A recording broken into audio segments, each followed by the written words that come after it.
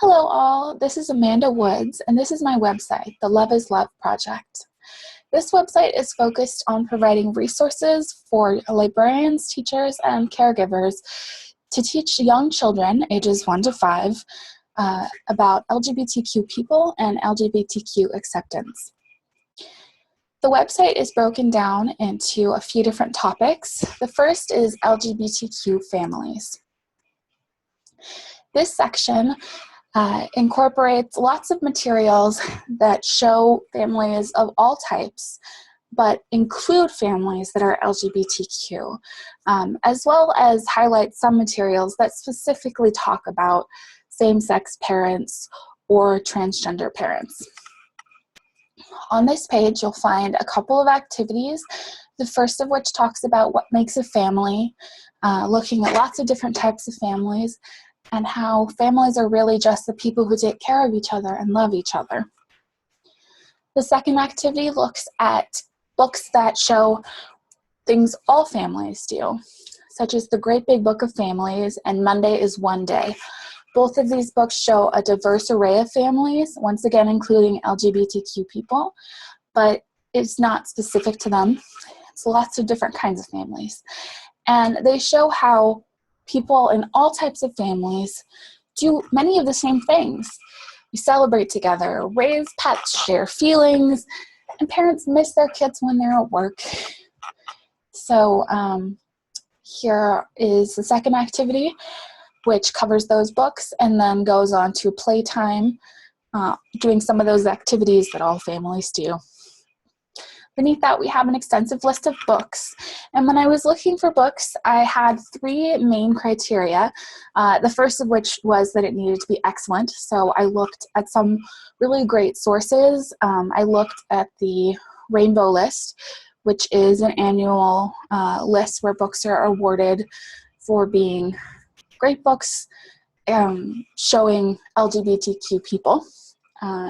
We also have the Stonewall Awards and related awards that are on that website. And while most of those awards are given to adult books, some are given to kids books. And so I looked at those. And I also looked at a book by Jamie Naidoo called The Rainbow Family Collections. And that one, although it's a few years old at this point, it covers quite a lot of what's out there. And he reviews both books that are good and ones that he would never recommend, that they would never recommend. And I found it very helpful, although the books do go back quite a long time. So my second criteria was that it did need to be something from at least the 2000s. I might have decided to focus in and make it the last decade or even less, but unfortunately there's a fairly limited amount of books out there, and particularly limited books that show LGBTQ people and that are also excellent in their own right. So I did extend the cutoff date to 2000. And finally, of course, it needed to be books that focused on this age range. As well, when possible, I have videos, music, etc. So in this section about families, I definitely do have that. The next section talks about birth and adoption. There are no activities in this section because adults often want to talk to their own kids about these topics. They're tricky, but we do have lots of resources here that cover birth and adoption and cover them in ways that include LGBTQ families, because a lot of times artificial insemination, sperm donors, and surrogates never come up in books about making babies, and that excludes children in those families. So these books specifically speak to those, as well as adoption.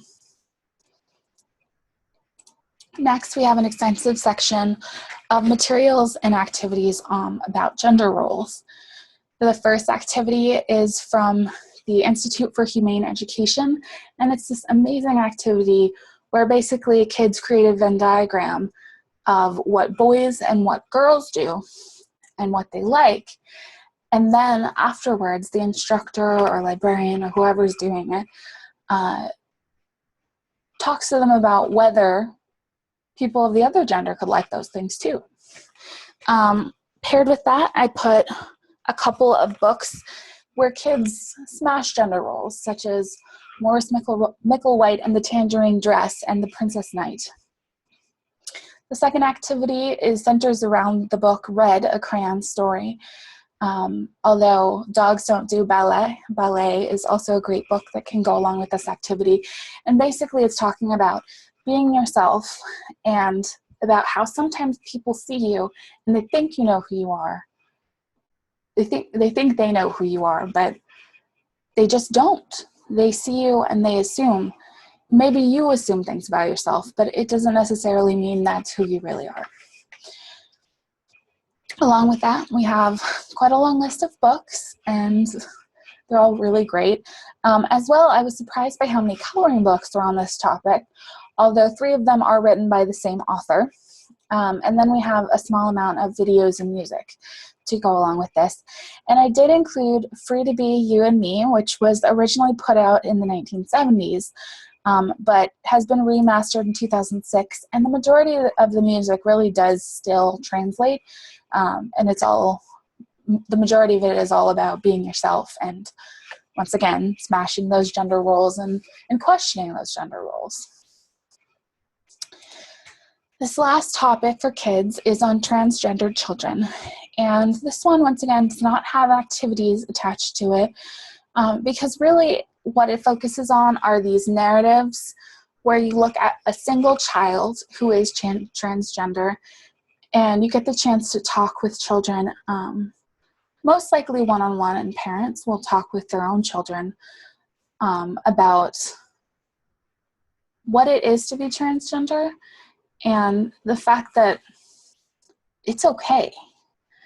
I know that not all parents feel that way, and that's why it's difficult for educators and librarians to include these in programs, but it's really important that we supply these books, supply these materials, and that people are encouraged to start these conversations with their kids, both because there are children who are transgender and who need their peers to understand them and to treat them right, but also because you never know when a child could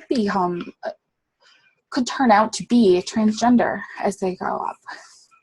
And they need to know that it's okay. Finally, we have the more info section, and this section covers 3 basic portions. We have tips for everyday inclusion and support of LGBT people, and that includes, making sure they're represented in books and posters. It includes intervening strictly when you hear any anti-gay language, including things as simple as "that's so gay," or when you see anti-gay bullying. Not making assumptions about people, not outing children or their parents, which is something I think a lot of people don't think about. And also lists to keep up on of award-winning LGBTQ books.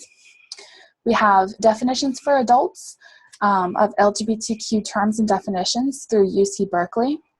And finally, we have my list of sources and image sources. Anyway, I hope that if you have any interest in helping parents and children get access to these materials, that you will look through this site, because I put quite a lot of effort into making sure that it was the best that it could be. Thanks for listening.